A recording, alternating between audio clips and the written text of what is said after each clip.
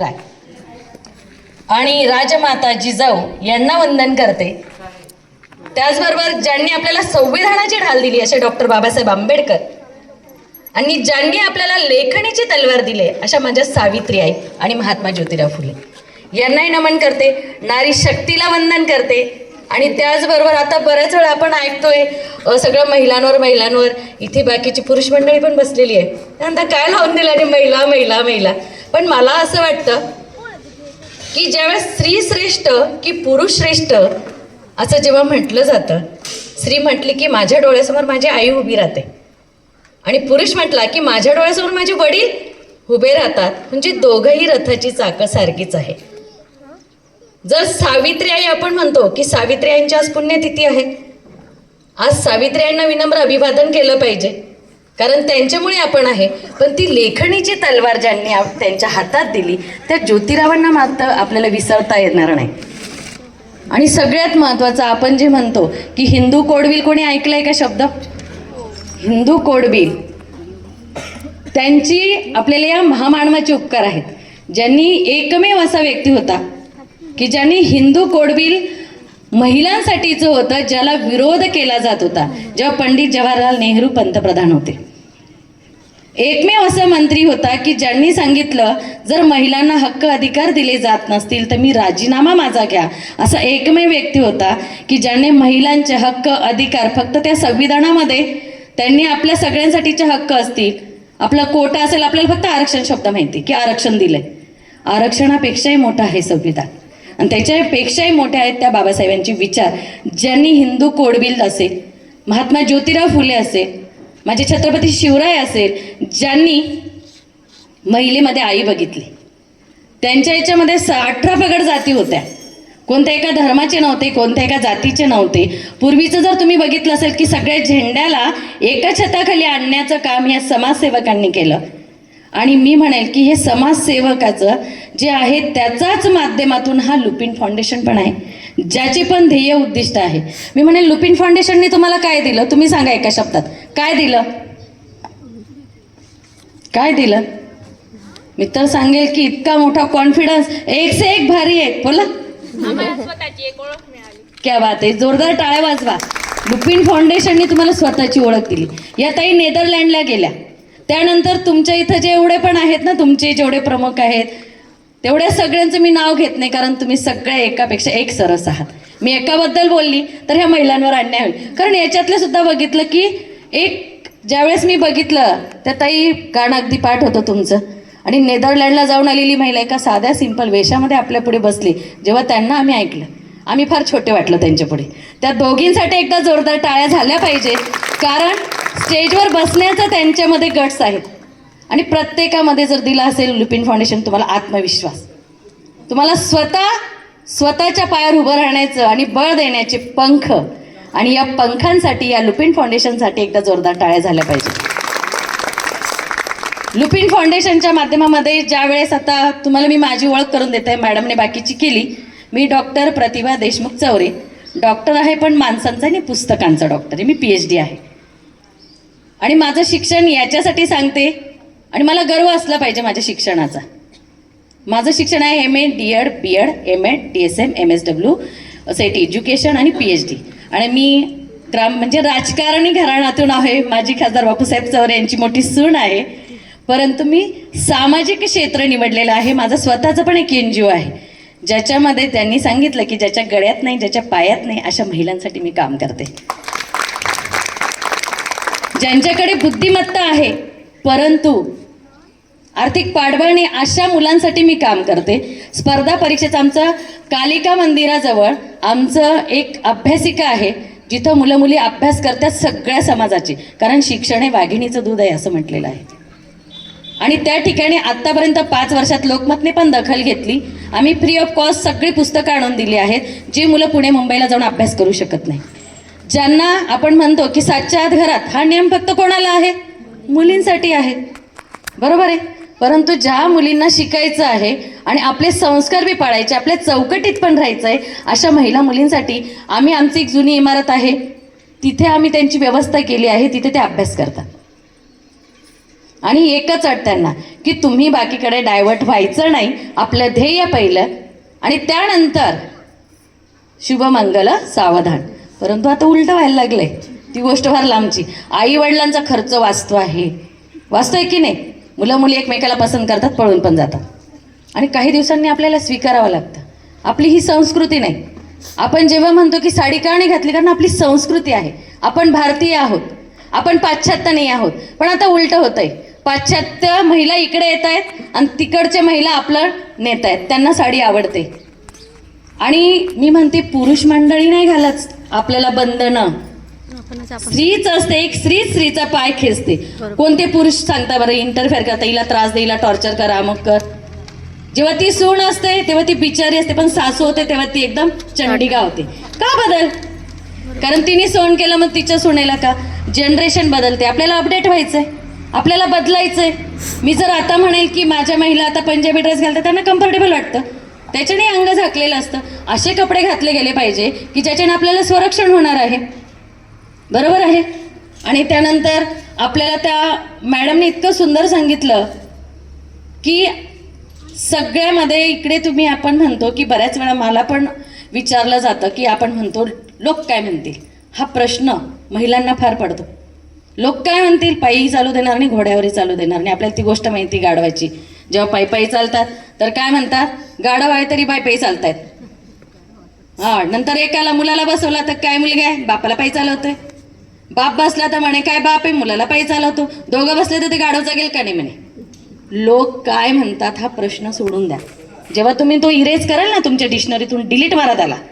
कारण आपण आपलं स्वतःचं सर्टिफिकेट, आपण हे लोक नाही, हे लक्षात घ्या. आपला ब्रँड आपण आहे, बरोबर आहे. स्वतःची ओळख झाली पाहिजे. आपण स्वतःमध्ये बेस्ट आहे जोपर्यंत आपण समजून घेत नाही तोपर्यंत स्त्री जीवनाचा अर्थ आपल्याला कळणार नाही. इथून छान नटून तटून आलेल्या खूप सुंदर दिसत आहेत सगळ्या.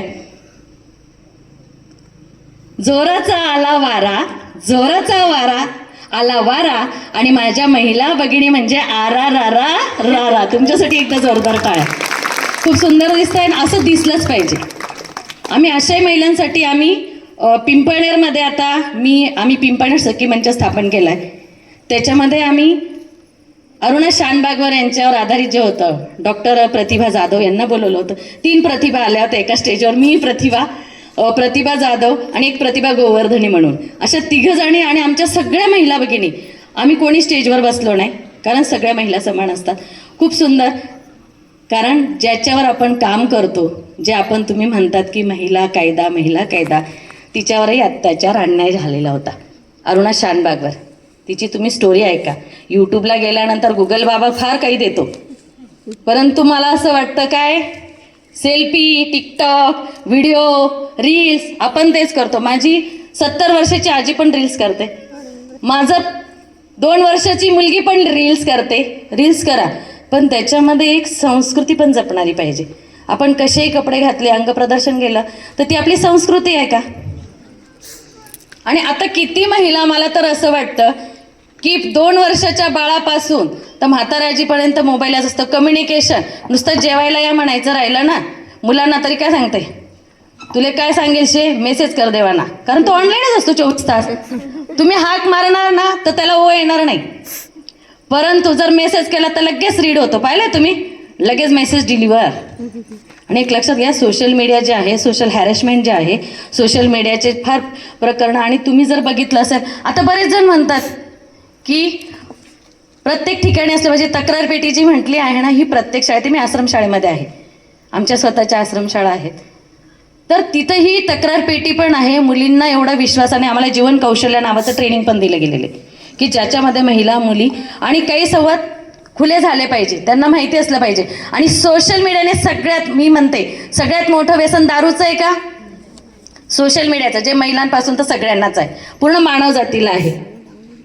आणि हे जे व्यसन आहे, या व्यसनामुळे आपण जर बघितलं तर लहान मुलांना वयात येण्या अगोदर वयात आणून टाकलं आहे. ॲग्री आहात? ज्यावेळेस आपण 6वी 7वीचे मुलं आहेत त्यांना सगळं माहिती असतं, आपल्याला ते शिकवतात. 2 वर्षाचा मुलगा बिना आपण होतो, माय इथला भारी मोबाईल चालाडस ना, यूट्यूब बी ओपन करले असते ना, त्यांना कार्टून लायलेस. अरे पण हे चांगलं आहे का? त्याच्यात काही पण ॲड येतात की नाही, आणि मग हे प्रकार घडतात. मी म्हणते माणूस जो पाप करतो, गांधीजी नेहमी म्हणायचे hate the sinner not the sin. म्हणजे आपण जे म्हणतो hate the sin not the sinner, आपण काय करतो की आपण पापाचा द्वेष करतो. पापाचा द्वेष नका करू. जो आपण काय करतो, जो पाप करतो त्याला आपण चान्स देतो का सुधारण्याचा. त्याने ती गोष्ट काय केली त्याच्या मागची कारणं शोधली पाहिजे, आणि ती जी शोधली नाही तर मासे अन्याय अत्याचार होतच राहणार. ही विकृती आहे, मानवाची विकृती आहे. आज आपण बघितलंय पुण्यामध्ये घटना घडत आहेत. जिकडं जाल ना तिकडं तुम्ही निर्भया घ्या, बदलापूर घ्या, इथे पिंपळनेरच घ्या. ज्यावेळेस आम्ही पोलीस शासनात 4-1 वर्ष झाले असेल, एक महिला दक्षता कमिटीमध्ये काउन्सिलर म्हणून पण काम केलंय. जन्मदाता बाप सुद्धा मुलीवर अत्याचार करतो, कारण त्यांच्या नजरेमध्ये समोरची फक्त स्त्री आहे. परंतु ह्या गोष्टीला कुठंतरी आळा केव्हा बसेल. आपण म्हणतो की बऱ्याच वेळा म्हणतो की नाही तिने कपडे चांगले घातले नव्हते, तिने छोटे कपडे घातले होते, तिने भडक मेकअप केला होता, आता तिने समोरून असं केलं. आता पुण्याच्या घटनेमध्ये सुद्धा असंच इंडिकेशन कुठं जाते, त्या मुलीकडे जाते. परंतु त्याची कारणं शोधत असताना आपण मुलीला बदनाम करून मोकळे होतो. परंतु त्या कुटुंबाचं काय, त्या मुलाच्या कुटुंबाचं काय, जोपर्यंत शहानिशा होत नाही. आणि हे जे आहे TRP फक्त त्यांना देऊन टाका टीव्हीवाल्यांना, दिवस रात्र ते. महिलांचं एखादं चांगलं का, आमच्या ताईंचं किती वेळा दाखवलं बरं टीव्हीला की त्या नेदरलँडला जाऊन आल्या, त्यांनी सक्षमीकरण केलं. तुमचं लुपिनचं काम आहे, खेड्यापाड्यामध्ये तुम्ही कनेक्ट होत आहेत. म्हणजे या गोष्टींकडे वेळ नाही त्यांना. आणि म्हणून म्हणते की ह्या ज्या गोष्टी आहेत, 2 वर्षाच्या मुलीने काय कपडे घातले, 70 वर्षाच्या आजीमध्ये काय असेल, ही मानसिक विकृती आहे. आणि या विकृतीला आपण जेव्हा काय म्हणतो, आपल्या घरामध्ये कामं कोण करतं, बरीचशी मुलं मुली असतीलच आपल्याला, बरोबर आहे. आता तर हम दो हमारे दो, बरोबर आहे. तिसरा असला की मग स्कीम नाही, काय नाही, बरोबर आहे. लोकसंख्याच तेवढी वाढते. रोका करताना ती देतात घरली, ती आमच्या खाली आली. आणि तर पुढे 50 गोष्टी, बऱ्याचशा गोष्टी आहेत त्या शिकत असता. जी सोशल मीडियात तर मी नेहमी म्हणते की आपण मोबाईल बघतो ना, तर आपण ठरवून घ्या की किती वेळ आपण मोबाईल बघणार. आपण जितक्या वेळ तितक्या वेळ आपलं लेकरू बघणार, तितक्या वेळ आपली मोठी बहिणीचं हेवा लहान बहीण लवकर ते तिला कसं मला कसं नाही, हे फार घरामध्ये चालतं. तर ह्या पण गोष्टी बदलल्या पाहिजे. आहे का नाही, मी घेतला, मी लिहायची बहीण मला देण्यास पडली आहे. ही पद्धत कोणी लावली, माणसाने सांगत. उलट तो पैसा वाचवा आणि तो पैसा तुम्ही कोणाला द्या, त्यांच्या संसाराला द्या, त्यांचा व्यवसायाला द्या, त्याच्या नावाने FD करून द्या. आपण काय करतो, या आम्हाला साडी दिली मी की काय करेल ती SMS सारखी बघतच नाही. हाई वणी किती लेणे साड, ती लेणी किती लेणे साड, नेसाडता मावशी पची जास, बरोबर. SMS सारखी फिरवत होते. आणि नंतर जेवायला बसणार त्या तटे त्या नवरदेवनी माय, नवरीनी माय, त्या मायबाप, त्या पूजा बी येत नाही, त्या वाटी वाटी वाटी जायमाई जात असते, इकडे देऊ तिकडे देऊ. नेका सुटी घे माय, आम्ही नाही 500 रुपये खर्ची मत का. आणि ती वणी तिला साडी दिली आणि माले वालांडीन चाल गे, आज ती नसली तुला, बरोबर आहे की नाही. आणि मग नंदा म्हणता जर बामणकडे बघायला खूप आजारी पडले नाही, तुम्ही कोणले तरी आहेर नेलो होता ना, निंगी राहील बाहेरलो. मग या गोष्टी करू नका. आहेरमध्ये तुम्ही 1.5 ते 2 लाख रुपये घालता. आणि आता आपल्या लग्नाचं जे होतं ना, मंगळाचं फक्त हळद होती संध्याकाळची, होती. आता pre wedding, post wedding, after wedding, baby shower, काय काय प्रकार चालू केले. त्याला नटायला मिळतं, कपड्याला मिळतं, फोटोशूट करायला मिळतं. पण पैशांचा चुराडा ही आपली संस्कृतीच नाही. करू नका असं मी म्हणत नाही. आपण आपल्या तरी ज्येष्ठ लोक असतात ते बसलेले सासरी, आणि आपण ते शॉर्ट कपड्यांवरची व्हिडिओ चालवतो. छान वाटतं का रे? किती चुकीचं. म्हणजे कधी कधी आपण खाली माना घालतो. काही गोष्टी ज्या असतात तर त्याचं एक जे लिमिट दिलेलं आहे 4 भिंतीच्यातच असलं पाहिजे. सुनेला छोट्या कपड्यांमध्ये सासऱ्यांना बघायला आवडेल का? पूर्वी पदर होता, काहीतरी कारण होते. जुन्या ज्या संस्कृती परंपरा ना त्याला कारण होते. आणि स्त्री नक्कीच बाहेर आलेली आहे. तुम्ही अपडेट व्हा, परंतु तुमची चौकट सांभाळून, मर्यादा सांभाळून. स्वातंत्र्य म्हणजे स्वैराचार नाही, हे लक्षात घेतलं पाहिजे. मी फक्त आता एक आमच्या बोलीभाषेतलं जे आहे ते म्हणणार आहे. एक आनंद या जीवनाचा म्हणते गाणं, जे माझं खूप फेवरेट आहे. हे सगळे माझ्या आई वडिलांना, कारण आई वडील जसं आहे की जसं आई वडील दिसतात आणि चंदनासारखा श्वास देतात, जसा दिवा पेटतो आणि सगळ्यांना प्रकाशमान करतो, असं हे गीत आहे आनंद या जीवनाला. हे तुमच्यापुढे सादर करते. आनंद या जीवनाचा सुगंधा परी दैवळावा, आनंद या जीवनाचा सुगंधा दैवळावा. वळावा, पाव्यातला सूर सा होटातून ओघळावा, आनंद या जीवनाचा सुगंधा परी दैवळावा, जिजुणी स्वतः चंदनाने दुसऱ्या सद्गंध द्यावा, हे जाणे नाचा प्रारंभ हा ओळखावा, आनंद या जीवनाचा सुगंधा परी दैवळावा, जळुनी त्या छोट्या दिव्याने दुसऱ्यास प्रकाश द्यावा, जीवनाचा वार साहा असाच पुढे चालवावा, आनंद या जीवनाचा, मोठ्याने म्हणा, आनंद या जीवनाचा सुगंधा परी दैवळावा, आनंद या जीवनाचा सुगंधा परी दैवळावा. धन्यवाद. एक म्हणायचं का दोन्ही भाषेतलं आहेर पद्धतीवरच आहे. हे कवी देवदत्त चौधरी याचं गीत आहे. ते सगळ्यांनी फक्त कौरच द्यायचं आहे मला, बरं का? सगळे म्हणणार की नाही म्हणणार? ठीक आहे, मग एकच मिनिट कंटिन्यू करते.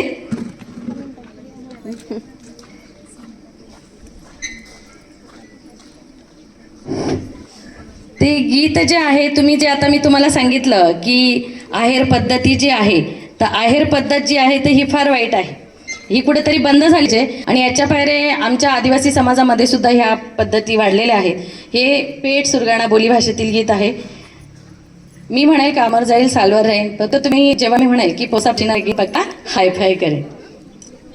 कामर जाईल सालवर राहील, कर्ज होईना तरी चालेल. कामर जाईल सालवर राहील, कर्ज होईना तरी चालेल. कर्ज ना पैसा मग टेंडरवर फेडी, मानपान देईल डीजीबी, मानपान देईल डीजीबी लेईन, पण पोसा पोशीना लगीन पक्का हाय फाय करेल. पोसा पोशीना लगीन पक्का हाय फाय करेल. पोसा पोशीना लगीन पक्का हाय फाय करेल. हाय फाय करेल. पोलकाना पीस लईल फडके बी लईल, पोलकाना पीस लईल फडके बी लईल, 9 वारी आणील 10 वारी आणील, 100-200 ना साड्या बी लईल. कितला बी येऊ दे, कितला बी येऊ दे, बठ्ठासाला कपडा करील. कामर जाईल सालवर राहील, टेंडर ना पैसा कर्जनी फेडीन, पण पोसा पोशीना लगीन पक्का हाय फाय करीन. पोसा पोशीना लगीन पक्का हाय फाय करीन. टोप्या मी आणीन, टोप्या आणीन, उपरणं आणीन, शाल आणीन, कपडा लईन, 10-20 रुपयांना पत्रिका छापील, त्याने पूर्ण टाकू छापील. कोणी गावमा लईल नाही ना एवढा भारी बँड मांगाडी आणि अख्खा गावच दण काढील, अख्खा गावच दण काढील. कामर जाईल सालवर जाईन, पण पोसा पोशीना लगीन पक्का हाय फाय करील. पोसा पोशीना लगीन पक्का हाय फाय करील. आता बघा, हे हाय फाय लग्न तर करणारच आहे, पण त्याच्यावर ज्याच्याशिवाय आपलं लग्नच पूर्ण होत नाही, त्याच्याशिवाय अंगात देवच उतरत नाही. मग आपण वेडं वाकडं ज्याला नाचता येत नाही तो पण नाचायला लागतो. देशी मी लईन, आमच्या पुरुष मंडळींना नाव माहिती आहे. देशी मी लईन, रॉयल टॅग TSP नंबर 1 बी लईन. लक्षात आहे ना? देशी मी लईन, रॉयल टॅग नंबर 1 TSP बी लईन. सकाळी उठीन, मोहाना फुला बी यायची आणि पिवळी. ज्याला चालत नाही ना त्याला रम आणि वाईन मांगाडी. कर्ज होईना तरी चालील, पण पोसा पोशीना लगीन पक्का हाय फाय करील. पोसा पोशीना लगीन पक्का हाय फाय करील. आणि एवढाच नाही, पोसा पोशीना लगीन होईल आणि अजून पैसा कमी पडणार तर काय करील? दोबडा बी इकील, बैला बी इकील. दोबडा बी इकील, बैला बी इकील, कोंबडा बी इकील, बकरा बी इकील. आणि तेवढा बी नाही ना तर कोंबडीना अंडा बी इकील. पण कर्ज होईना तरी चालेल, पण पोसा पोशीना लगीन पक्का हाय करी. आणि मग लगीन वही घ्या की वऊस लाबीन पोऱ्याला, गासोडा बांधील, गासोडा बांधीन ते सला बी कट लई जाईल, कामवर लई जाईल. आणि पोसा पोशीना लगीन पक्का हाय फाय करी. कर्ज होईना तरी चालेल, कामवर जाईल, सालवर राहील, पण पोसा पोशीना लगीन पक्का हाय फाय करी. पोसा पोशीन पक्का हाय फाय करी. हाय फाय करायचंय मग करू नका. पद्धत बंद पण करा.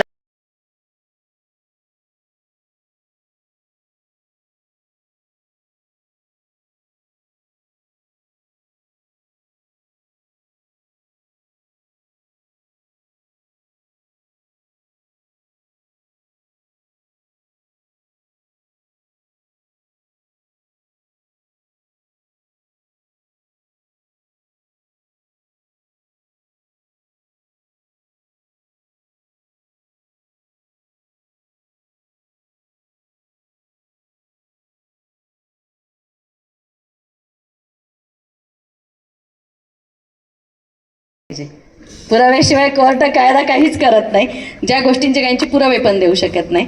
पुन्हा मला बोलवा, तुमच्या कार्यक्रमाला यायला मला आवडेल. पुन्हा सगळ्यांना जागतिक महिला दिनाच्या हार्दिक हार्दिक शुभेच्छा. जय जिजाऊ, जय सावित्री, जय राणी दुर्गावती.